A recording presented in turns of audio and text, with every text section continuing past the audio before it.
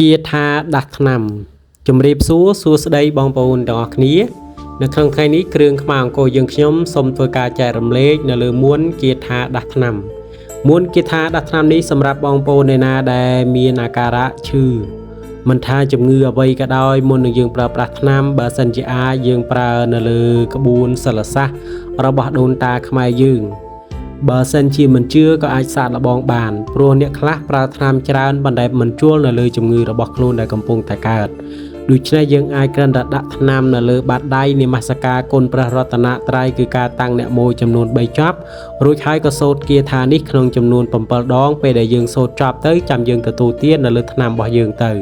នឹងធ្វើឲ្យថ្នាំនឹងវាមានប្រសិទ្ធភាពដោយយើងនឹកស្មានមិនដល់ព្រោះអ្វីគ្រប់យ៉ាងវាអាចកើតបានវាអាស្រ័យនៅលើហេតុដែលយើងបានសាងឲ្យបានត្រឹមត្រូវហើយគាថានេះសូត្រអ្នកមោតសៈ3ចប់រួចហើយក៏សូត្រគាថានេះឡើងថាអូមមៈដាស់មហាដាស់ទៅគ្រូប្រើអញដាស់អោសតាំងអេហិមៈមៈម្ដងទៀតអូមមៈដាស់មហាដាស់ទៅគ្រូប្រើអញដាស់អោសតាំងអេហិមៈមៈម្ដងទៀតគម្រប់3ដងអូមមៈដាស់មហាដាស់ទៅគ្រូប្រើអញដាស់អោសតាំងអេហិមៈមៈ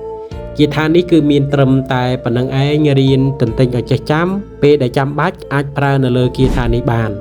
បើស្រឡាញ់ពេញចិត្តសូមត្រឹមតែចុច like និង share មានចម្ងល់ទម្លាក់ជា comment ចែករំលែកឡើងវិញដោយគ្រឿងខ្មែរអង្គរ